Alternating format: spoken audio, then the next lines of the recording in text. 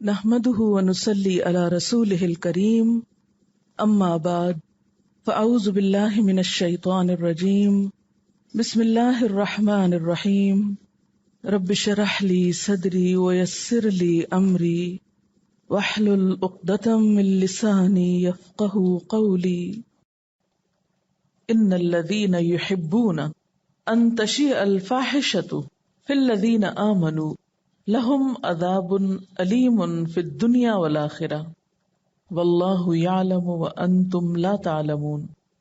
بے شک وہ لوگ جو پسند کرتے ہیں کہ پھیلے فحاشی فاحشہ ان لوگوں میں جو ایمان لائے، ان کے لیے دردناک عذاب ہے دنیا میں بھی اور آخرت میں بھی، اور اللہ جانتا ہے اور تم نہیں جانتے ہو۔ ان الذین، بے شک وہ لوگ کوئی بھی ہو سکتے ہیں، کافر بھی ہو سکتے ہیں یا سو کالڈ مسلمز بھی ہو سکتے ہیں۔ یحبون، جو پسند کرتے ہیں، محبت رکھتے ہیں، چاہتے ہیں کیا؟ ان تشیع الفاحشہ، تشیع کا لفظ جو ہے اشاعت سے ہے، اردو میں عام استعمال ہوتا ہے کسی بھی چیز کی نشر و اشاعت، پھیلانا، آشکارا ہونا، قوت پانا، کسی کے خلاف بے بنیاد الزام وضع کرنا اور اس کو لوگوں کے اندر پھیلانا، بنیادی طور پر پھیلانے کے معنی میں ہے۔ کیا پھیلے؟ کس چیز کی اشاعت ہو؟ الفاحشہ، فاحشہ کی۔ فاحشہ کا لفظ جو ہے عربی زبان میں کئی معنوں میں استعمال ہوتا ہے، بے حیائی کے معنوں میں، بدکاری کے معنوں میں، جھوٹی خبر کی اشاعت کے لیے بھی۔ تو جو لوگ چاہتے ہیں کہ مسلمانوں کے اندر فاحشہ پھیلے، تو ہم ذرا فاحشہ کی مختلف قسمیں جو ہیں ان کے بارے میں ذرا تفصیل سے دیکھیں گے۔ فاحشہ کے لفظی معنی کیا ہیں؟ بے حیائی، بدکاری، برے کام، کھلی برائی، ہر وہ کام جو انسان کی شہوانی خواہش میں تحریک پیدا کرنے کا سبب بنے، جو انسان کی لسٹ کو پرووک کرے، کوئی بھی چیز جو انسان کی نفسانی خواہشات میں اضافے کا سبب بنے۔ اس کی بہت سی صورتیں ہیں۔ پہلی صورت کیا ہے کہ کسی شخص پر یا کسی پاک دامن عورت پر زنا کا الزام لگانا اور پھر اس بات کو بغیر تحقیق کے لوگوں میں پھیلانا اور اسے بیان کرنا، گویا دوسرے لفظوں میں سکینڈلز کو عام کرنا۔ تو جو لوگ سکینڈلز پھیلانے میں دلچسپی رکھتے ہیں، یعنی فاحشہ کے لیے اس تعریف کی روح سے اگر ایک لفظ ہم سلیکٹ کریں تو وہ کیا آتا ہے؟ سکینڈلز عام کرنا یا سکینڈلز پھیلانا۔ دوسری صورت فاحشہ کی زنا ہے، جسے قرآن پاک میں فاحشۃ مبینہ کہا گیا ہے۔ اس میں زنا بھی آتا ہے اور زنا کے علاوہ خواہش نفس پوری کرنے کے سارے طریقے، کوئی بھی صورت، مثلا مردوں کی مردوں سے خواہش پوری کرنا جسے لواطت کہا جاتا ہے یا پھر ہومو سیکشولیٹی کہا جاتا ہے۔ لواطت اس کو اس لیے کہا جاتا ہے کہ سب سے پہلے یہ برائی قوم لوط میں شروع ہوئی تھی، جن پہ پتھروں کا عذاب نازل ہوا تھا۔ پھر اسی کی ایک اور صورت حیوانات سے خواہش پوری کرنا، یعنی مردوں کا مردوں سے خواہش پوری کرنا یا پھر حیوانات سے خواہش پوری کرنا۔ اس کے متعلق آپ صلی اللہ علیہ وسلم نے فرمایا ہے کہ اگر تم دیکھو کہ کوئی شخص حیوان پہ جا پڑا ہے تو اس کو بھی اور اس حیوان کو بھی مار ڈالو، یعنی اس جانور کو بھی مارنے کا حکم ہے ساتھ۔ اس میں بھی ضرور کوئی حکمت ہوگی، جیسے پاگل کتا ہوتا ہے نا، تو اگر وہ کاٹ لے تو پھر کیا حکم ہے کہ اس کو چھوڑو نہیں، مار ڈالو۔ اسی طرح ہو سکتا ہے کہ جس جانور کے ساتھ کوئی انسان برا فعل کرے، ہو سکتا ہے کہ اس کے اندر کوئی ایسی خرابی پیدا ہو جاتی ہے جو مزید انسانوں کے لیے نقصان دہ ہو۔ اس میں ہم دیکھتے ہیں کہ ویسٹ میں ایسی چیزیں بہت عام ملتی ہیں۔ پھر فاحشہ کی ایک اور صورت، عورتوں کا عورتوں سے تعلق، لیسبینز. شریعت نے عورتوں کے لیے بھی حدود مقرر کر دی. کوئی عورت کسی عورت کے سامنے ناف سے لے کر گھٹنوں تک کا حصہ کسی صورت نہیں کھول سکتی. یہ جو ہمارے یہاں عام رواج ہے کہ عورتیں ایک دوسرے کے سامنے نہا لیتی ہیں یا کپڑے تبدیل کر لیتی ہیں اور اس میں جسم دوسرے کے سامنے کھل جاتا ہے، تو اس کی اجازت نہیں. اسی طرح آپ صلی اللہ علیہ وسلم نے اس بات سے بھی سختی سے منع کیا ہے کہ کوئی عورت کسی دوسری عورت کے ساتھ چمٹے، یعنی اپنے سارے جسم کو چمٹا لے، اور خصوصاً لباس کے بغیر. جس طرح مرد کے مرد سے تعلق کو لواطت کہا جاتا ہے، اسی طرح عورت کی عورت سے تعلق کو سحاق کہا جاتا ہے. جیسے اسحاق لکھا جاتا ہے تو الف ہٹا دیں، سحاق، یعنی عورت کا عورت سے شہوانی تعلق جو ہے وہ بھی فاحشہ میں آتا ہے. پھر اسی طرح شوہر اور بیوی کے تعلق کی خاص باتیں کسی دوسرے کے سامنے کرنا، یعنی گفتگو کرنا اس کے بارے میں، یعنی ایک ہسبینڈ وائف کی جو پرائیویٹ باتیں ہیں جو وہ صرف ایک دوسرے سے کہہ سکتے ہیں یا کر سکتے ہیں، ان باتوں کو کسی دوسری دوست سے یا کسی دوسرے انسان سے کہنا یا لکھنا یا کسی بھی طرح اس کو عام کرنا یا اسے محفلوں میں بیٹھ کے ڈسکس کرنا، یہ بھی فاحشہ کے پھیلانے میں آتا ہے. اسی طرح دوسری عورتوں کے حسن کے بارے میں اپنے شوہر سے ڈسکس کرنا، یہ بھی فحاشی پھیلانے میں آتا ہے. اس قسم کی باتوں سے بھی نبی صلی اللہ علیہ وسلم نے منع فرمایا ہے. اسی طرح زنا کی جو مختلف صورتیں ہیں، جیسے ایک حدیث میں آتا ہے، حضرت ابو ہریرہ سے روایت ہے، آپ صلی اللہ علیہ وسلم نے فرمایا، آنکھ کا زنا شہوت کی نظر سے کسی کو دیکھنا ہے، یعنی نگاہ میں لسٹ ہو، جسے بری نگاہ عام طور پہ کہا جاتا ہے. زبان کا زنا اس کی نسبت گفتگو کرنا ہے. نفس کا زنا اس کی آرزو اور خواہش کرنا ہے، یعنی دل میں بار بار ایسے برے خیالات لانا اور گھنٹوں اس پر سوچ بچار کرنا یا ایسی ہی باتیں سوچتے چلے جانا، نفس کی آوارگی جس کو کہتے ہیں. اور فرمایا، اور انجام کار شرمگاہ اس کی تصدیق کرتی ہے یا تکذیب کرتی ہے. اب یہ سب کام جو ہیں یہ فاحشہ میں آتے ہیں. اسکینڈلز کو عام کرنا، زنا کر کے پھر اس کی باتیں کسی سے ڈسکس کرنا یا اس کو کسی بھی طرح عام کرنا، یا پھر لواطت یا سحاق یا شوہر اور بیوی کے راز یا دوسری عورتوں کے حسن کی باتیں شوہر کے سامنے ڈسکس کرنا، یہ تمام چیزیں فاحشہ میں آتی. ان الذین یحبون ان تشیع الفاحشۃ فی الذین آمنوا. اب ان ساری باتوں کو ذہن میں رکھیں، یعنی فاحشہ میں یہ ساری برائیاں آتی ہیں. پھر یہاں پر کیا حکم ہے کہ ان برائیوں کو پھیلانے کو جو پسند کرے، جو شخص اس فحاشی کی اشاعت کرنا چاہے، اس کو نشر کرنا چاہے، نشر کرنے میں کیا کیا چیزیں آتی ہیں ذرا سا اس کو بھی دیکھ لیتے ہیں. ایک تو یہ ہے کہ 1 to 1 کسی سے گفتگو کرنا، خواہ آمنے سامنے بیٹھ کر یا ٹیلی فون پر یا پھر چیٹ کے ذریعے، یعنی انٹرنیٹ کے ذریعے، یا لکھ کر یا سائن لینگویج میں، یا پھر تصویروں کے ایکسچینج کے ذریعے، یا ایسی چیزوں کے بارے میں کہانیاں لکھ کر نشر کرنا، یا ایسی پوئٹری کو عام کرنا. یعنی کوئی بھی طریقہ جس سے یہ برائیاں معاشرے میں ڈسکس ہوں یا عام ہوں، وہ ساری اس کی اشاعت میں آتی، خواہ گفتگو سے ہوں، خواہ قلم سے ہوں، خواہ ڈائریکٹ بات کی جائے یا انڈائریکٹ واضح الفاظ میں کی جائے یا اشاروں کے نائوں سے. کوئی بھی طریقہ جس سے یہ موضوع پبلکلی ڈسکس کیا جائے، وہ سب اس میں آ جاتا ہے. حضرت عائشہ پر جو الزام لگایا گیا، اس الزام کو لوگوں میں جو پھیلایا گیا، اس کی طرف اشارہ ہے.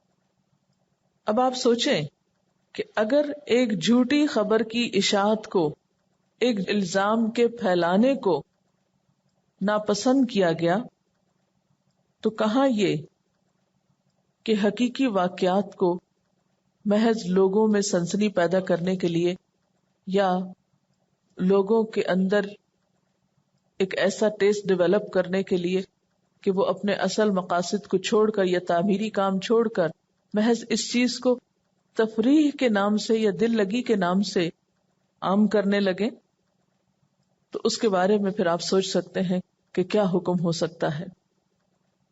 اس وقت سوچنے کی بات یہ ہے کہ ہم بحیثیت امہ کیا کردار ادا کر رہے ہیں، انڈیویجولی اور کلیکٹیولی، اپنی ذاتی سطح پر یا اجتماعی سطح پر، افراد یا حکومت۔ ہم سب امت مسلمہ کے نمائندے کیا کردار ادا کر رہے ہیں؟ پرنٹ میڈیا ہو یا الیکٹرانک میڈیا، ان دونوں کو ہم زیادہ سے زیادہ کس چیز میں استعمال کر رہے ہیں؟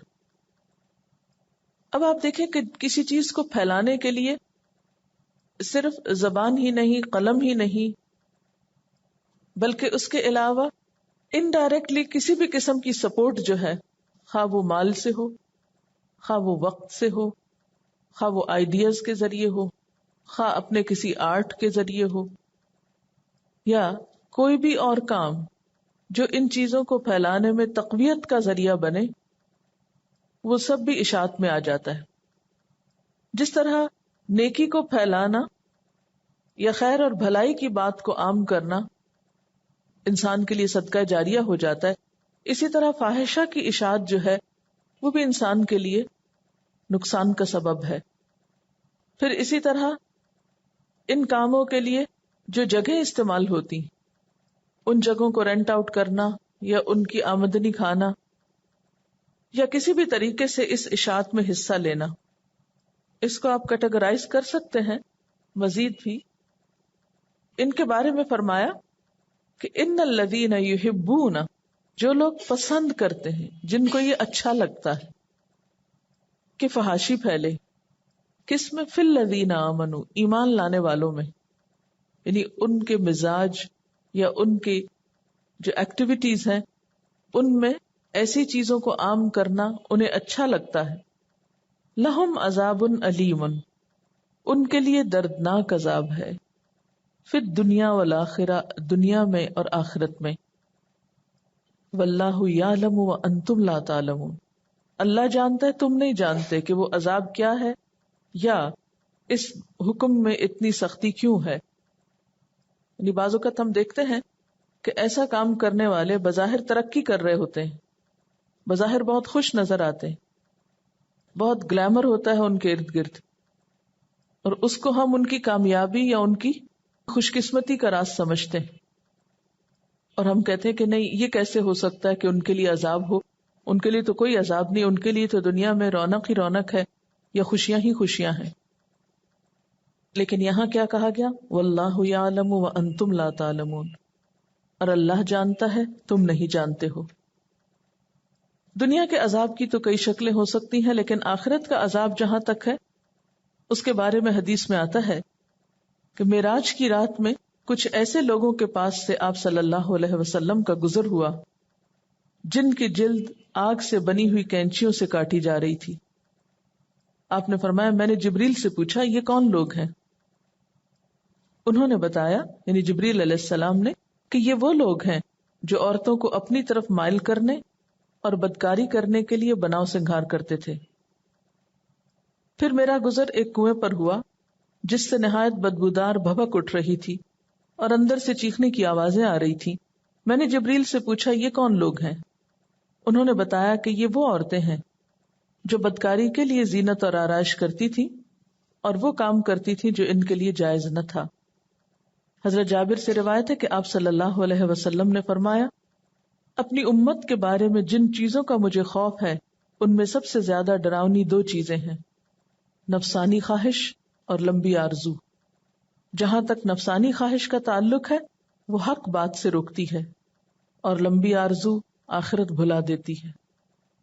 یعنی جب انسان دنیا کے بارے میں لمبی لمبی پلاننگ کرنے لگتا ہے تو قدرتی طور پر آخرت کی یاد اس سے محو ہو جاتی ہے۔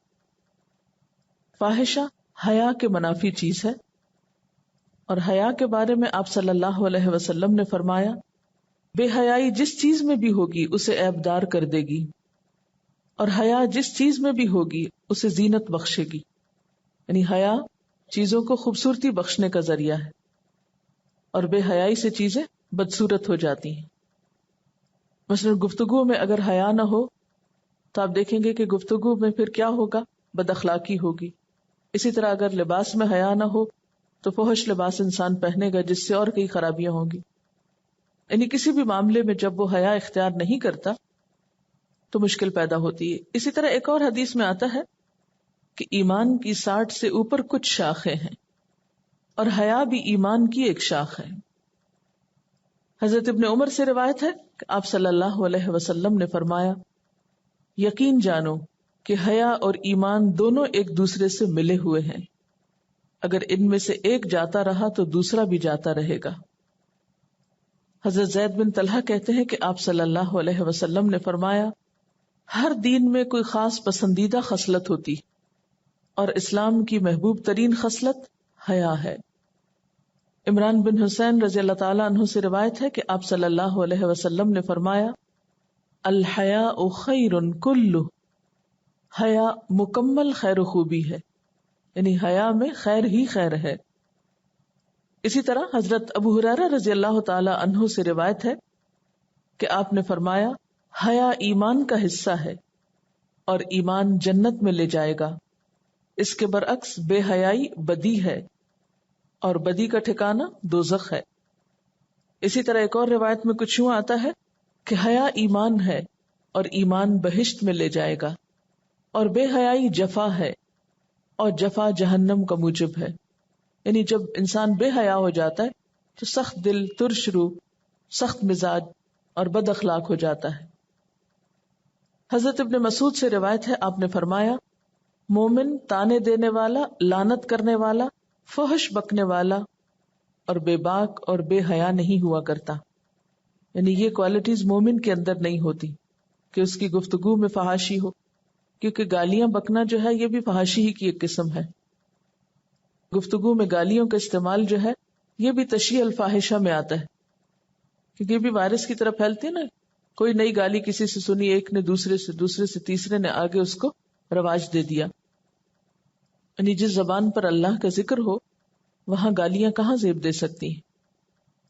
عموماً آپ نے غور کیا ہوگا کہ گالیوں کے جو الفاظ ہیں اس میں سراسر فحاشی ہوتی ہے. حضرت ابو سعید خدری رضی اللہ تعالی عنہ سے روایت ہے کہ رسول اللہ صلی اللہ علیہ وسلم گھر کے گوشے میں پردہ نشین کنواری لڑکی سے بھی زیادہ حیادار تھے. جب آپ کسی ناپسندیدہ چیز کو دیکھتے تو ہم آپ کے چہرے سے پہچان لیتے تھے کہ آپ کو یہ بات اچھی نہیں لگی. ایک دن آپ نے صحابہ سے فرمایا خدا سے ایسی شرم کرو جیسا کہ شرم کرنے کا حق ہے. تو صحابہ نے عرض کیا ہم خدا سے حیا کرتے ہیں. تو آپ نے فرمایا یہ نہیں بلکہ حیا وہ کرتا ہے جو سر اور اس میں جو کچھ ہے. کیا ہے سر میں؟ اندر دماغ ہے اور باہر بال ہے. سر اور اس میں جو کچھ ہے اس کی حفاظت کرتا رہے، یعنی اپنے خیالات کی، دماغ کی حفاظت کرتا ہے. اور پیٹ اور جو کچھ اس میں ہے اس کی حفاظت کرتا ہے، یعنی لقمہ حلال اس میں ڈالتا ہے یا نہیں. اور موت کو اور گلنے سڑنے کو یاد رکھتا ہے، اور آخرت کا چاہنے والا ہے. دنیا کی زیب و زینت چھوڑ دیتا ہے، اور جس نے ایسا کیا اس نے خدا سے شرمانے کا حق ادا کر دیا. رسول اللہ صلی اللہ علیہ وسلم نے فرمایا لوگوں سے زیادہ اللہ کا حق ہے کہ اس سے حیا کی جائے، کیونکہ بعض اوقات ہم لوگوں کے سامنے تو بہت شریف بن جاتے ہیں لیکن تنہائی میں ساری شرافت بھول جاتے ہیں.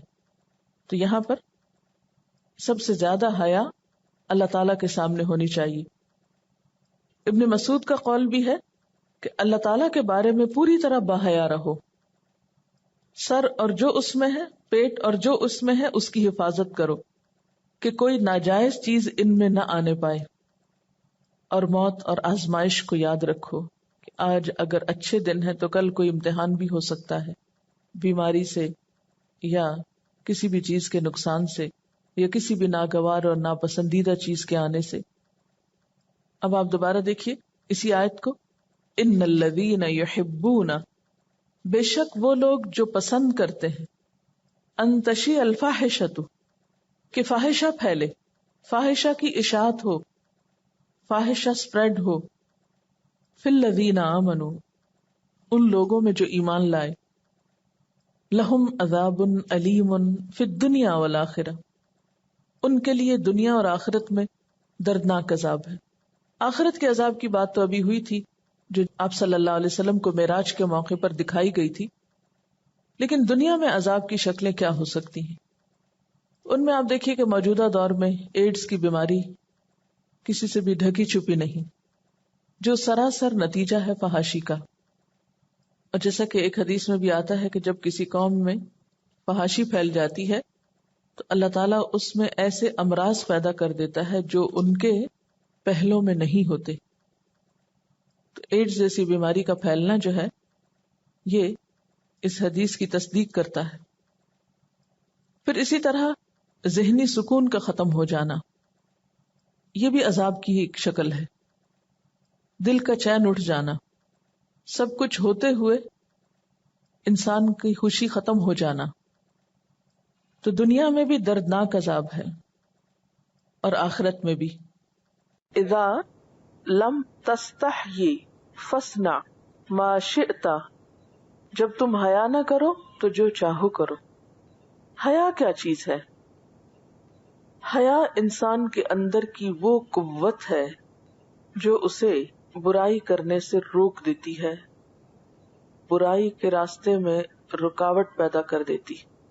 دوسرے لفظوں میں آپ اس کو جھجک کہہ سکتے ہیں، آڑ کہہ سکتے ہیں، شرم کہہ سکتے ہیں، انقباض نفس کہہ سکتے ہیں۔ انقباض ہوتا ہے اندر ایک گھٹن ہونے لگتی ہے، اندر سے کچھ کھچنے لگتا ہے، یعنی گویا انسان کے اندر ایک ڈور ہوتی ہے جو کھچ جاتی ہے، یا ایک باغ ہوتی ہے نا، جیسے گھوڑا بھاگ رہا ہوتا ہے، اگر اس کو روکنا چاہیں تو کیا کرتے ہیں؟ اس کی باغ کھینچ لیتے ہیں، اس سے کیا ہوتا ہے؟ رک جاتا ہے۔ اسی طرح ہمارا نفس جو ہے یا ہمارا دل جو ہے وہ مختلف قسم کی برائیاں کرنا چاہتا ہے، مختلف قسم کے غلط کام کرنا چاہتا ہے، مختلف قسم کی خواہشات کی تکمیل چاہتا ہے، وہ خواہشات جن کی تکمیل انسان کو ہلاکت میں مبتلا کر سکتی۔ خواہش کے لیے کیا لفظ آیا ہے؟ ہوا، اور ہوا کا معنی کیا ہوتا ہے؟ اوپر سے نیچے گرنا۔ تو خواہشات انسان کو اوپر سے نیچے گراتی ہیں، اخلاقی طور پر یا اعمال کے اعتبار سے یا نتیجے کے اعتبار سے۔ اب آپ دیکھیں کہ نفس کو اگر آپ تشبیہ دیں ایک سرکش گھوڑے سے، تو حیا کیا ہے؟ دراصل اس گھوڑے کو باغ ڈالنا یا لگام ڈالنا کہ جو اس کو کھینچ کے رکھتا ہے۔ اب امیجن کریں کہ وہ باغ ٹوٹ گئی، نتیجہ کیا نکلے گا؟ یا آپ کے ہاتھ سے نکل گئی، کیا ہوگا؟ آپ گھوڑا بے لگام ہو جائے گا اور جدھر چاہے گا گھس جائے گا۔ ہو سکتا ہے کسی ممنوعہ کھیت میں جا گھسے، ہو سکتا ہے آپ کو اوپر سے نیچے گرا پھینکے، ہو سکتا ہے کسی کو لتاڑ چتاڑ دے۔ پھر آپ اس سے کس چیز کی توقع کریں گے؟ وہ کچھ بھی کر سکتا ہے۔ یہی چیز دراصل اس حدیث میں بیان کی گئی ہے، اذا لم تستحی فاصنع ما شئت، جب حیا نہیں رہی، وہ لگام نہیں رہی، وہ چھٹ گئی، وہ تار ٹوٹ گئی، پھر جو دل چاہے کرو۔ تو جس شخص کے اندر حیا نہیں ہوتی، وہ اندر سے لگام کھینچنے کی صلاحیت نہیں رکھتا، پھر نتیجہ کیا ہوتا ہے؟ انسان کسی حد پہ جا کے نہیں رکتا۔ پھر اب دیکھیے کہ دین میں دو طرح کی ذمہ داریاں ہیں ہم پہ۔ ایک کیا ہے؟ اللہ کے حقوق ہے، اور ایک دوسری طرف بندوں کے حقوق ہے۔ دین کی ایک یہ سیدھی سی تقسیم ہے، ایک موٹی سی تقسیم ہے۔ اب آپ دیکھیں کہ جس شخص کو خدا کا خوف نہ رہے، خدا سے حیا نہ ہو، جو اللہ سے نہیں شرماتا، اب کیا ہوگا؟ اللہ کے حقوق ادا کرنے کا وقت آئے گا تو وہ ڈھیٹ ہو کے بیٹھا رہے گا. نماز کا وقت ہے، اسے کوئی حیا نہیں، اللہ تعالیٰ سے شرماتا نہیں ہے ایسا شخص. وہ ڈھیٹ بن کے بیٹھا، میں نہیں پڑھتا، میں سو رہا ہوں، میں کھا رہا ہوں، میں اپنے دوستوں سے باتیں کرنا چاہتا ہوں، مجھ سے نہیں پڑھی جاتی نماز. تو یہ کیا ہے؟ دراصل اللہ تعالیٰ سے جھجک نہ ہونا، حیا نہ ہونا. کیونکہ جس شخص کو یہ خیال آ جائے کہ مجھے اللہ نے سب کچھ دیا اور میں اسی کے لیے نہیں اٹھ رہا، پھر وہ نہیں بیٹھ سکتا کہ آرام سے بیٹھا رہے اور نماز چھوڑ دے. اسی طرح زکوٰۃ دینا مثلا، تو جس شخص کے اندر حیا نہیں وہ کیا کرتا ہے؟ غریب کا مال اپنے مال میں ڈال کے کھا لیتا ہے. زکوٰۃ یہی ہے نا، غریبوں کا مال ہے یا ضرورت مندوں کا مال ہے. تو اس شخص کے اندر حیا نہیں ہے نا. اگر اللہ سے شرماتا ہوتا وہ بندہ تو کیا کرتا؟ اگر آپ کسی کے پیسے اپنے پاس رکھ لیں، اس کا کیا مطلب ہے؟ کہ آپ بہت ڈھیٹ انسان ہے، بے حیا انسان ہے، تبھی آپ نے ایسا کیا نا. دوسری طرف حقوق العباد ہے. حقوق العباد میں کیا ہوتا ہے؟ کسی انسان کا مال نہ کھایا جائے، کسی انسان کی بے عزتی نہ کی جائے، یا اس کو تانا نہ دیا جائے، یا جھوٹ نہ بولا جائے، یا غیبت نہ کی جائے، ہے نا. اب جو شخص کسی کی برائی مثلا اس کے منہ پہ کر رہا ہے، کیا اس کے اندر کوئی حیا ہے؟ کوئی جھجک ہے؟ جس کے اندر جھجک ہوتی ہے وہ نہیں کر سکتا، وہ منہ ہی نہیں کھول سکتا. اللہ سے جو شرماتا ہے وہ جھوٹ نہیں بول سکتا کہ اللہ تعالیٰ کیا کہیں گے، اس شخص نے بات کچھ تھی اور بتائی کچھ. اس کو تو اندر سے ہی ایسی شرمندگی ہوگی کہ میں نے کیا کیا. اصل میں ہم حیا کو ایک بہت ہی ریسٹرکٹیڈ معنوں میں لیتے ہیں، وہ پردہ کرنا یا کپڑے پہن کے رکھنا وغیرہ. وہ ایک بہت لمیٹڈ مفہوم ہے. یہ زندگی کے ساری چیزوں پر آتا ہے. شرم و حیا صرف لباس اور پردے کا نام ہی نہیں ہے، صرف لباس سے متعلق نہیں ہے حیا، وہ ایک حصہ ہے. نبی صلی اللہ علیہ وسلم نے فرمایا بے حیائی جس چیز میں بھی ہوگی اسے عیب دار کر دے گی. مثلا کسی انسان میں ہے بے حیائی تو اسے عیب دار کر دے گی، اس میں عیب ہوں گے، وہ بدتمیز ہوگا، بد اخلاق ہوگا، بد زبان ہوگا، فضول باتیں بولے گا. لیکن جس شخص کے اندر جھجک ہوگی وہ نہیں ایسا کرے گا. آپ نے فرمایا ما کان الفحش فی شیء الا شانہ وما کان الحیاء فی شیء الا زانہ. اور حیا جس چیز میں بھی ہوگی اسے چار چاند لگا دے گی، اسے خوبصورت بنا دے گی. اب دو لوگوں کو اپنے امیجنیشن میں لائیں. ایک ہے کہ جو لفظ منہ میں آتا ہے بدتمیزی سے بولے چلے جا رہا ہے، اور ایک ہے کہ جو سوچ سمجھ کے بولتا ہے اور نرمی سے بات کر رہا ہے اور اچھے الفاظ کا چناؤ کر رہا ہے. تو دونوں میں فرق ہو جائے گا نا، چاہے ایک نے کتنا بھی اچھا میک اپ کر رکھا ہو، کتنے بھی خوبصورت کپڑے پہن رکھے. تو جہاں نرمی آپ کو خوبصورتی دیتی ہے، اس کے بعد کیا خوبصورتی دیتی ہے؟ حیا. اچھا ایک چیز ہے کہ ہم حیا کو صرف عورتوں کے لیے ضروری سمجھتے ہیں، ہر ایک کے لیے ضروری نہیں سمجھتے. حالانکہ حیا کا تعلق صرف عورتوں سے بھی نہیں ہے. نبی صلی اللہ علیہ وسلم سے بڑھ کر کوئی حیادار نہیں تھا. آپ کے حیا کے بارے میں کیا آتا ہے؟ ایک کنواری لڑکی سے بھی بڑھ کر حیادار تھے. پھر آپ کو یہ بھی معلوم ہے کہ حیا جو ہے یہ ایمان کا حصہ ہے، ایمان کا حصہ. یعنی اس کی روٹس ایمان سے نکلتی ہیں. ایک درخت ہوتا ہے جو زمین سے نکلتا ہے نا، مثل کلمۃ طیبۃ کشجرۃ طیبۃ اصلها ثابت وفرعها في السماء تؤتی اکلها کل حین باذن ربها. ایک اچھے درخت کی خوبی کیا ہوتی ہے کہ اس کی جڑیں زمین کے اندر ہوتی ہیں، جڑیں بڑی گہری ہوتی ہیں، روٹس والا ہوتا ہے اور شاخیں اوپر تک جاتی ہیں. خوب پھلا پھولا درخت ہوتا ہے، مریل سکڑا نہیں. اچھا اب آپ دیکھیں کہ ایک درخت تو وہ ہے جس کی جڑیں گہری ہیں زمین میں، اور ایک آپ کیا کریں کہ وہ تو بڑا ٹائم لگتا ہے جڑیں زمین میں جانے میں اور پتے لگنے میں، اور اتنا کون انتظار کرے. لاؤ ایک لکڑی کا کھمبا اور لگاؤ یہاں، اور اس پہ پتے چپکا دیتے ہیں، اور نیچے سے اس کو تھوڑی سی زمین میں مٹی کھود کے ٹھوک دیتے ہیں. ایک یہ درخت بنا لیا آپ نے لکڑی کے کھمبے پر، اور ایک وہ ہے جس کی جڑیں ہیں. دونوں میں فرق ہے کہ نہیں ہے؟ بہت فرق ہے نا. ہم نے پتہ کیا کیا، ہم لکڑی کے کھمبے بن کے نا کہیں اس پہ کوئی پتا چپکا لیتے ہیں، کہیں کوئی چپکا لیتے ہیں، اور ہم کہتے ہیں بہت اچھے مسلمان ہو گئے. ایسا ہی نا ہمارا اسلام، جہاں دل چاہتا ہے کچھ چپکا لیتے ہیں اپنے اوپر، جو نہیں دل چاہتا اتار پھینکتے ہیں. اور ایک وہ درخت ہے کہ جس کی روٹس ہیں، جیسی جیسی روٹس ہیں ویسا ویسا اوپر اس کے نکھار آ رہا ہے. اصل اسلام یہی ہے. جب نبی صلی اللہ علیہ وسلم فرماتے ہیں کہ حیا ایمان کا حصہ ہے، تو حیا کیا ہے؟ ظاہر کی چیز ہے نا جو خوبصورتی دیتی ہے پرسنالٹی کو، لیکن اس کی روٹس کہاں؟ نیچے گئی ہوئی ہیں، ایمان کے ساتھ لنکڈ ہے. تب وہ فریش ہوگا ٹری، اور پھر اس کے اندر سے خیر پھوٹتی چلی جائے گی نا. آپ نے دیکھا ہوگا نا کہ جب بہار آتی ہے تو درخت جو ہوتا ہے وہ اتنا نہیں اس کا سائز رہتا، پہلے سے بڑھ جاتا ہے، نئی شاخیں نکل آتی، نئے پتے نکل آتے ہیں.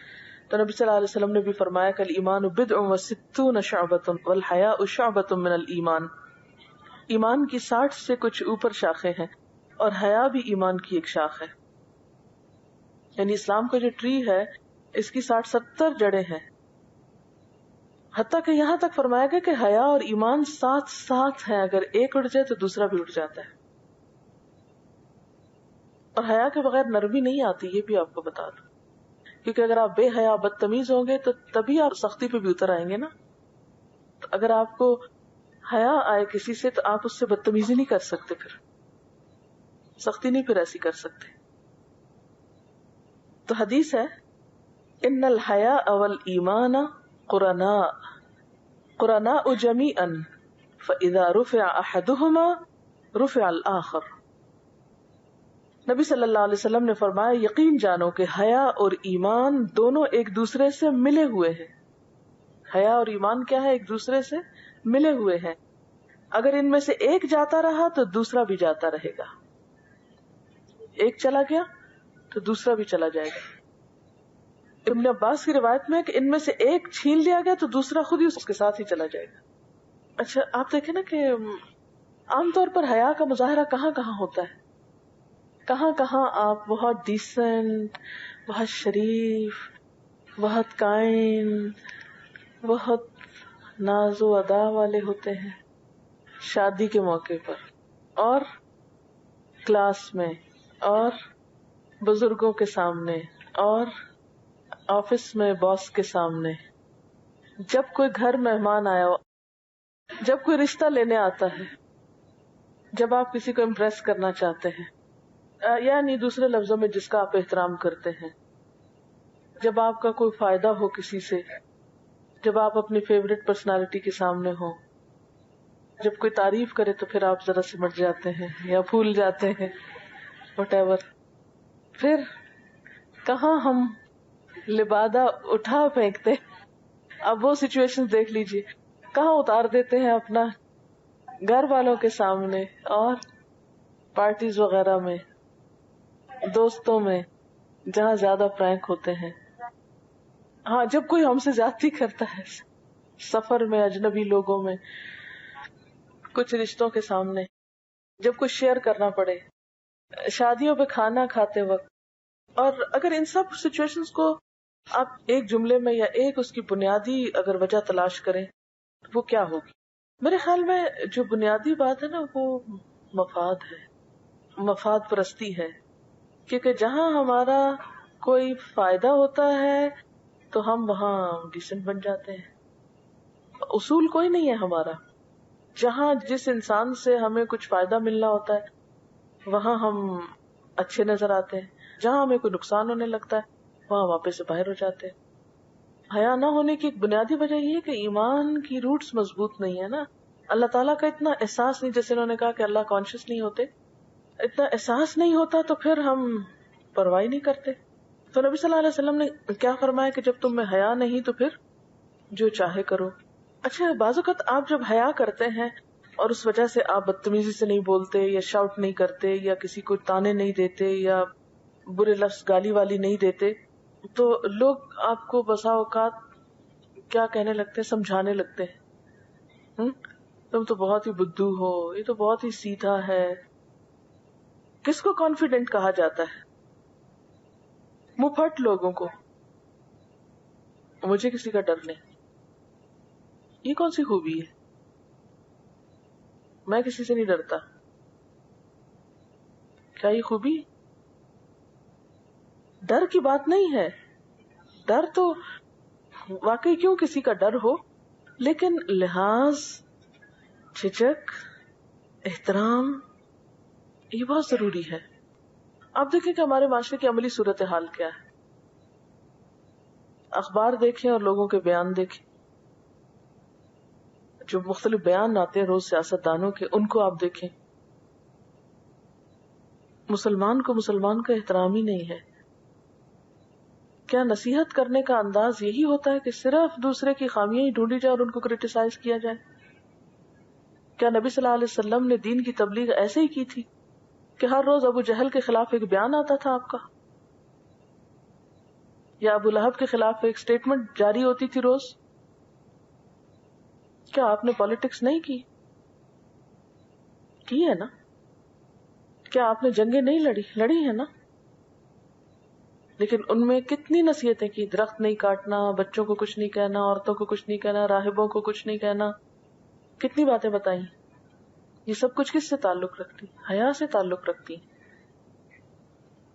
حیا تو دراصل اتنی خوبصورت فیکلٹی ہے یا اتنی خوبصورت خصوصیت ہے کہ جو آپ کو دراصل ایک برے کام میں ہاتھ ڈالنے سے روک دیتی ہے. نہیں آگے نہیں جانا, یہ نہیں کرنا, نہیں یہ ٹھیک نہیں ہے.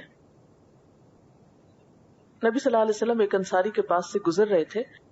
اس وقت وہ اپنے بھائی کو سمجھا رہا تھا کہ بھائی ایسا شرمیلا ہونا بھی ٹھیک نہیں, تم اسے منہ توڑ جواب دو, ایسا جواب دو کہ بس سیدھا ہو جائے. عام طور پہ ہم یہی کہتے ہیں. آدمی کو کچھ تو دلیر ہونا چاہیے. اس کو ہم کیا سمجھتے ہیں؟ بہادری. میں نہیں ڈرتا کسی سے. یہ تو گنڈا گردی بھی ہو سکتی. بہت سے گنڈے کی یہی لفظ بولتے ہیں کہ ہم نہیں ڈرتے کسی سے. تو یہ خوبی تو نہ ہوئی نا, کیونکہ انسان کو کچھ تو دلیر ہونا چاہیے. تم ساری زندگی سنتی رہو گی, 2-4 سناؤ پھر دیکھنا. تو اکثر کیا ہوتا ہے, 2-4 آپ سناتے ہیں, اس سے وہ 8-10 کوئی اور سنا دیتا ہے آپ کو. تو نبی صلی اللہ علیہ وسلم نے کیا فرمایا, اس کو داہو, چھوڑ دو اس کو, ایسی نصیحتیں مت کرو, ایسی دلیری مت دلاؤ. فَإِنَّ الْحَيَاءَ مِنَ الْإِيمَانِ, کیونکہ حیا تو ایمان میں سے ہے. حضرت زید بن طلحہ کہتے ہیں کہ نبی صلی اللہ علیہ وسلم نے فرمایا, إِنَّ لِكُلِّ دِينٍ خُلُقًا وَخُلُقُ الْإِسْلَامِ الْحَيَاءُ. ہر دین میں کوئی خاص پسندیدہ خصلت ہوتی ہے, یعنی ہر دین کی ایک خاص پہچان ہوتی ہے, اور اسلام کی محبوب ترین خصلت حیا ہے. کہ مسلمان جو ہے اس کی گفتگو میں, اس کے چال چلن میں, اس کی بات کرنے کے انداز میں اوئے اوئے نہیں ہوتی, ہائے ہائے نہیں ہوتی. یہ میں ایک پیسج آپ کو پڑھ کے سناتی ہوں. ایک شخص نے سانڈ کو چھیڑا, بیل جو ہوتا ہے, اس کے بعد سانڈ نے اس کو اپنی سینگ سے مارا. اب سانڈ کو چھیڑنے والا ویسے کیا بن رہا ہوگا؟ دلیر. اب بتانا کیا مقصود ہے کہ ہم بہت بہادر ہیں.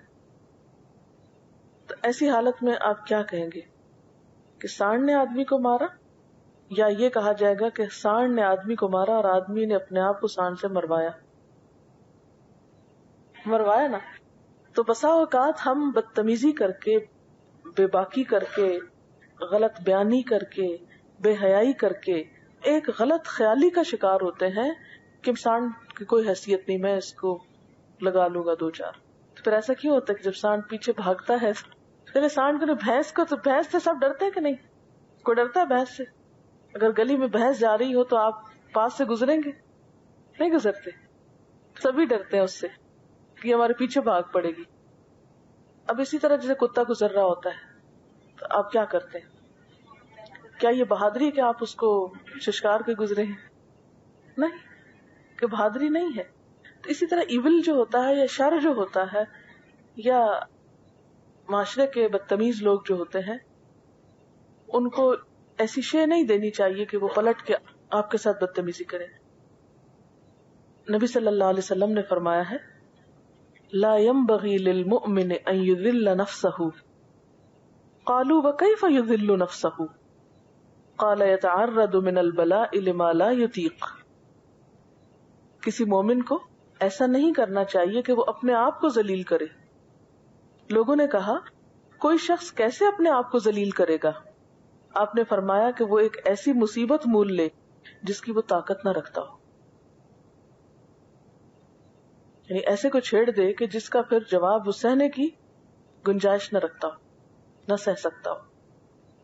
تو جب انسان بے حیا ہوتا ہے نا، بدتمیز ہوتا ہے، بد اخلاق ہوتا ہے، تو بسا اوقات اس کا خمیازہ بہت برا بھگتنا پڑتا ہے. آپ نے دیکھا ہوگا کہ بہت سے لوگوں کو ان کے نوکر قتل کر دیتے ہیں. ایسا کیوں ہوتا ہے؟ کیونکہ بسا اوقات مالک جو ہے وہ بہت بدتمیزی کرتا ہے اور دوسرا انسان بے عزتی محسوس کرتا ہے. وقتی طور پہ کچھ نہیں کہہ سکتا لیکن موقع پاتے ہی ٹھکانے لگا دیتا ہے. ایک دفعہ اخبار میں نے پڑھا تھا، مجھے پوری خبر تو یاد نہیں، لیکن اس میں یہ تھا کہ ایک نوکر نے اپنی مالکہ کو بہت بری طرح قتل کیا تھا اور اس میں لکھا تھا کہ بیوی بہت بے عزتی کرتی تھی. تو بعض اوقات ہم یہ سمجھتے ہیں کہ یہ ہم سے کمزور ہیں، یہ چھوٹے ہیں، تو کسی کو بھی فنڈ نہیں کرنا چاہیے. لیکن عام طور پر ہم کیا کرتے ہیں، خود ایک مصیبت میں ہاتھ ڈالتے ہیں، پھر ہم کسی اور کو ذمہ دار قرار دیتے ہیں. تو جس مصیبت کا سبب آپ خود ہوں اس کا الزام بھی دوسرے کو دینا درست نہیں ہے. تو حیا کا جو سبق ہمیں سکھایا گیا وہ کیا کہ ہر شخص اپنے اپنے لمٹس میں، اپنے اپنے دائرے میں، اپنے اپنی حدود میں رہ کے کام کرے اور بلا وجہ دوسروں کے اندر انٹرفیئرنس نہ کرے، دوسرے کا احترام کرے، ہر ایک سے اخلاق کے ساتھ پیش آئے، چاہے کوئی چھوٹا ہو یا بڑا ہو، کوئی نوکر ہو یا کوئی ساتھ کا انسان ہو. نرمی سے بات کرے، عزت اور وقار اس کا خیال رکھے اور غلط بیانی، بد زبانی اور ان چیزوں پر اپنے آپ کو کنٹرول کرے. پھر اسی طرح نبی صلی اللہ علیہ وسلم نے فرمایا الحیاء لا یأتی الا بخیر وفی روایت الحیاء خیر کلہ. حیا کا نتیجہ ہمیشہ اچھا ہوتا ہے اور حیا مکمل خیر و خوبی.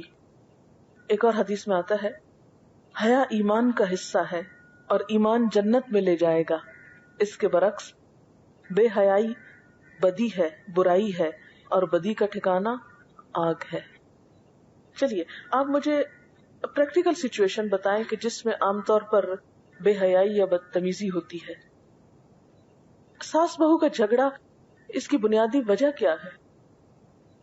ایک دوسرے کو عزت نہیں دیتے. کیا چیز لیک کر رہی ہے؟ حیا. یہ کیسے ہو سکتا ہے کہ آپ ایک بزرگ خاتون کو، خواہ وہ کیسی بھی ہو، اگر آپ ان کی عزت کریں، اگر آپ ٹھہر کے بات کریں، آپ آرام سے بات کریں، تو وہ بے وجہ ہی آپ کو کوستی رہے. اور کچھ خواتین کی عادت ہوتی ہے بے وجہ بھی بولنے کی، تو وہاں بھی حیا کی کمی ہے. شوہر اور بیوی کے درمیان بسا اوقات چخ کیوں ہوتی ہے؟ بعض اوقات دونوں انسان بہت اچھے ہوتے ہیں، اپنی اپنی جگہ دونوں میں بہت ٹیلنٹ ہے، بہت خیر ہے، بہت کیئرنگ ہے، لیکن آپس میں نہیں بن رہی. کس چیز کی کمی ہے؟ ایک دوسرے کی عزت نہیں ہے، ایک دوسرے کی حیا کی کمی ہے. افسوس کے ساتھ یہ بات کہنی پڑتی کہ ہماری موجودہ جو تعلیم ہے اس نے لوگوں کے اندر کانفیڈنس کے نام پر بسا اوقات ایسی بے حیائی پیدا کر دی ہے کہ دوسرے کا احترام ختم ہوتا چلا جا رہا ہے. تو یہ اسلام کی پہچان ہے، ادب، احترام، محبت. ایک بچی اگر اپنی ماں کے سامنے جواب دیتی ہے، بدتمیزی سے بات کرتی ہے، آپ اس کو کس چیز کا نام دیں گے؟ کانفیڈنس کا. قرآن پاک میں کیا آتا ہے؟ وَيْلٌ لِكُلِّ هُمَزَةٍ لُمَزَةٍ. ویل ہلاکت ہے، تباہی ہے، بربادی ہے کس کے لیے؟ لِكُلِّ هُمَزَةٍ لُمَزَةٍ، ہر اس شخص کے لیے جو منہ پہ تانے دیتا ہے اور پیٹھ پیچھے برائیاں کرتا ہے.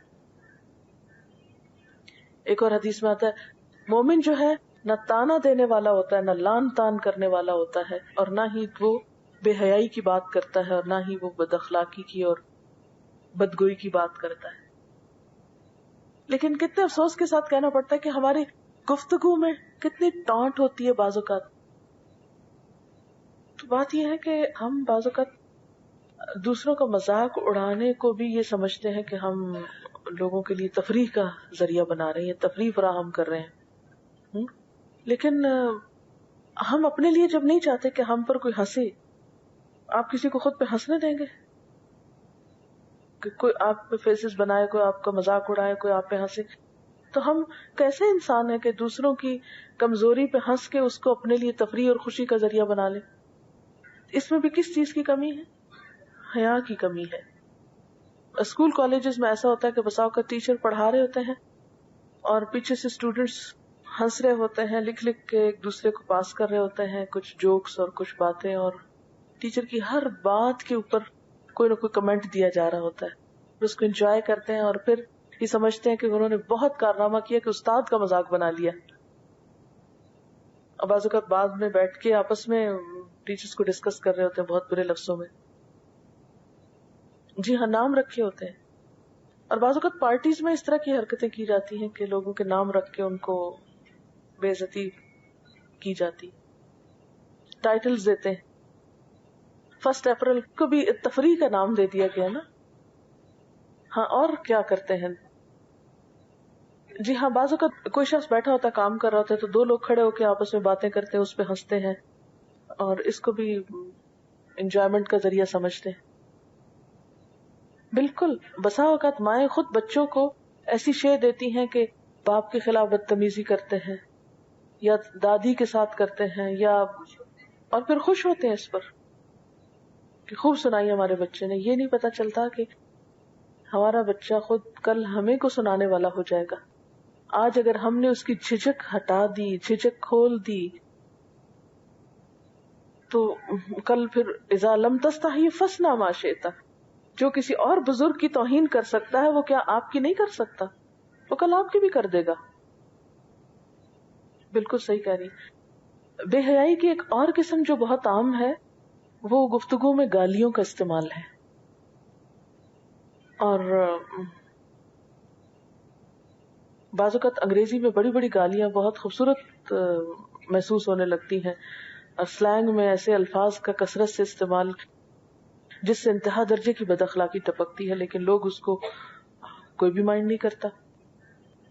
ماڈرن ہونے کا نام دیا جاتا ہے. اس کے بارے میں ایک حدیث آپ کو سناؤں گی.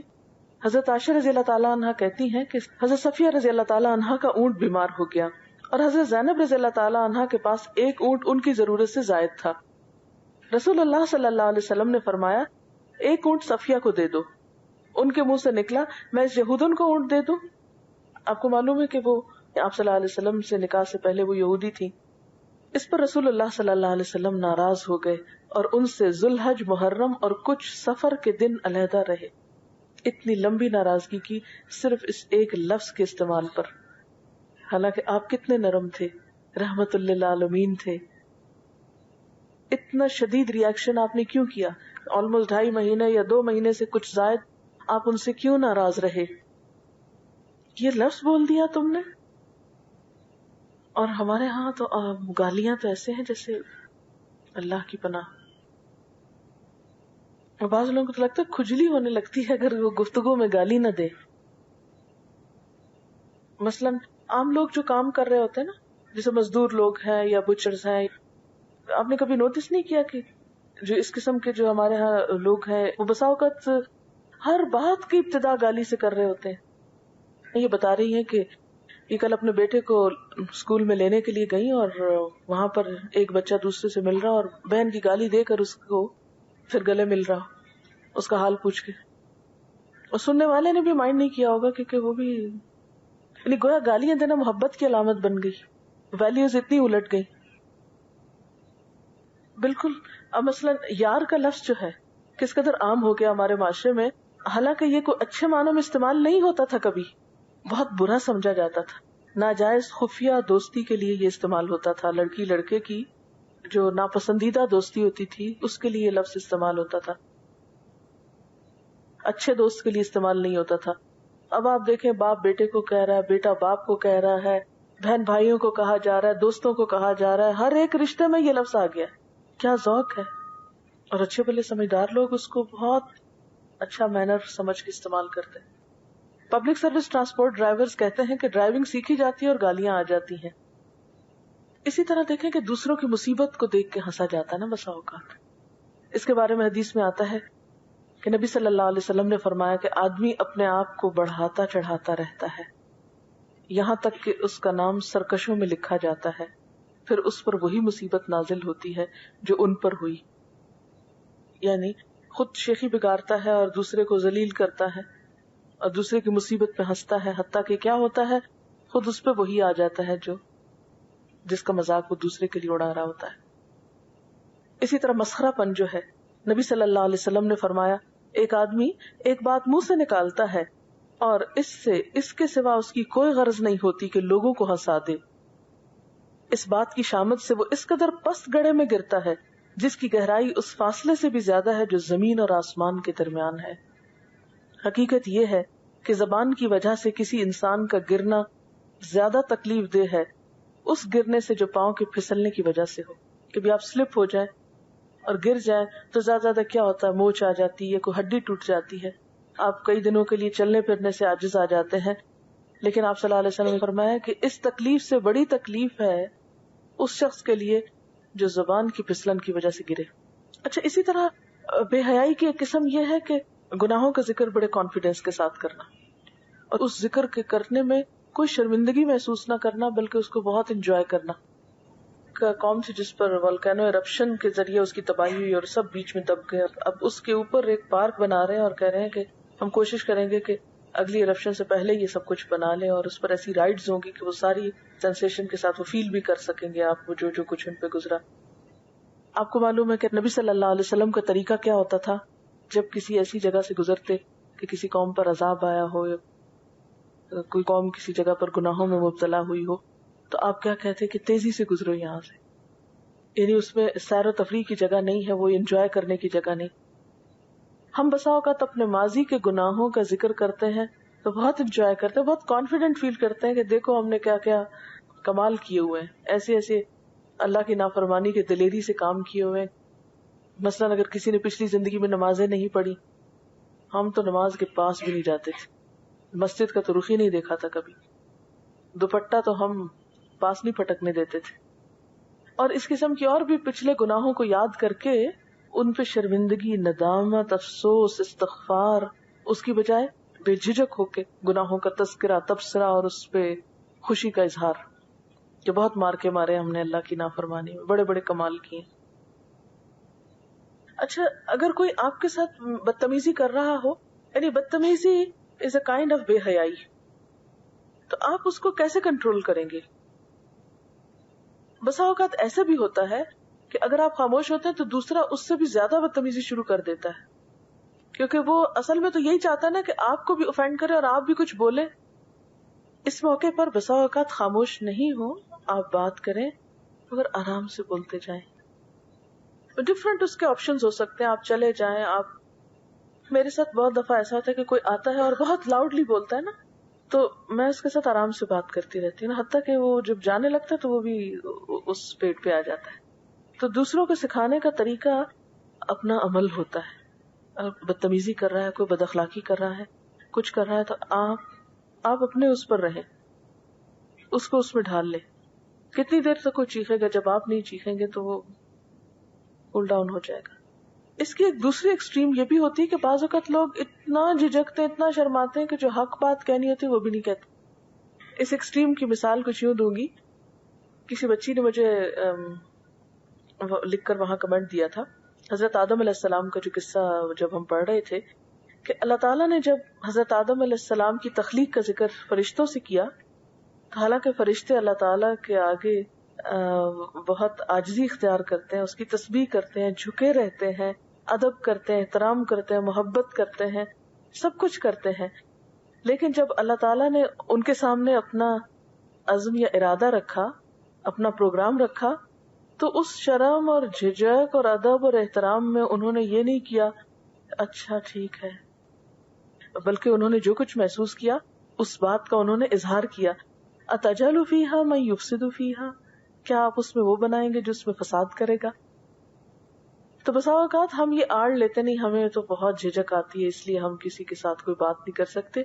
ایسی جھجک جو ہے یہ بھی پسندیدہ نہیں ہے. جھجک وہی اچھی ہے جو آپ کو اچھا کام کرا دے، وہ جھجک اچھی نہیں جو آپ کو نیکی سے روک دے. دیکھیے حیا یہ جھجک کی دو قسمیں ہو گئی.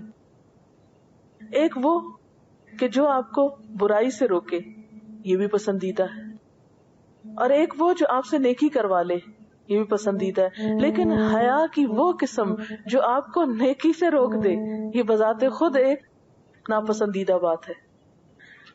کسی بھی خیر کے کام میں، کسی بھی اچھے کام میں اگر آپ کے پاس کوئی اچھا آئیڈیا ہے، اچھا مشورہ ہے، اچھی سجیشن ہے، اچھی بات ہے، تو آپ اس کو آگے ضرور پہنچا دیں.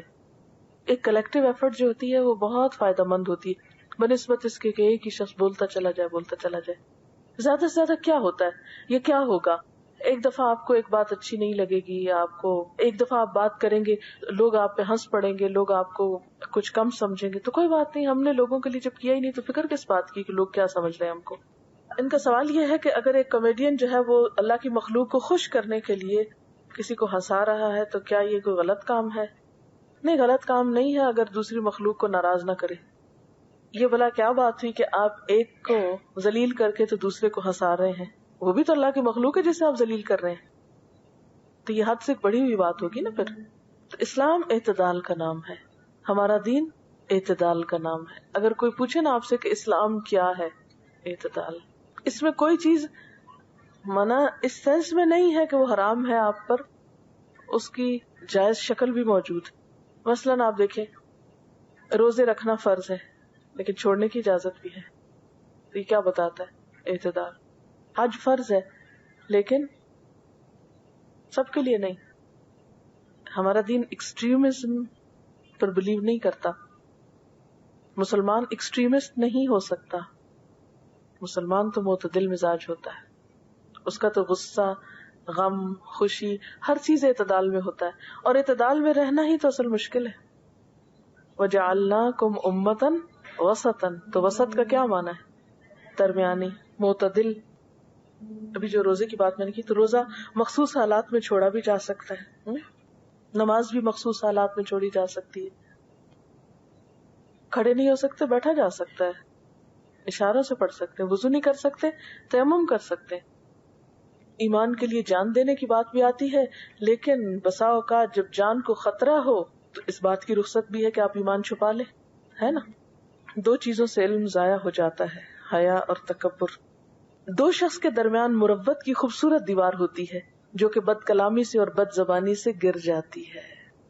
یعنی کوئی بھی دو انسانوں کے درمیان جو تعلق ہوتا ہے اس میں جو مروت ہوتی ہے، ایک دوسرے کا لحاظ ہوتا ہے، یہی اس تعلق کو خوبصورتی بخشتا ہے. فرمایا وَلَوْلَا فَضْلُ اللَّهِ عَلَيْكُمْ وَرَحْمَتُهُ، اور اگر تم پر اللہ کا فضل اور اس کی رحمت نہ ہوتی، وَأَنَّ اللَّهَ رَؤُوفٌ الرَّحِيمٌ، اور بے شک اللہ تعالی شفقت کرنے والا مہربان ہے، تو کیا ہوتا؟ پھر اللہ کا عذاب تمہیں اپنی گرفت میں لے لیتا. دشمنوں کی سوچی سمجھی سازش اور مسلمان معاشرے میں انتشار پھیلانے کی یہ کوشش ناکام ہوئی. یہ سراسر اللہ کے فضل ہی سے ہوا. اگر وہ نہ ہوتا تو تم بہت مشکل میں پڑ جاتے. یہ چند اصول جو تھے وہ میں نے آپ کے سامنے رکھ دیے ہیں کہ ان الفاظ سے مراد کیا ہے. باقی ڈیٹیلز اور اس کے آگے جو بہت سی چیزیں ہیں اس پر ہم لیٹر آن بات کر سکتے ہیں.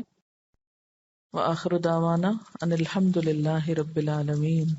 سبحانک اللہم وبحمدک نشہد ان لا الہ الا انت نستغفرک ونتوب الیک. والسلام علیکم ورحمۃ اللہ وبرکاتہ.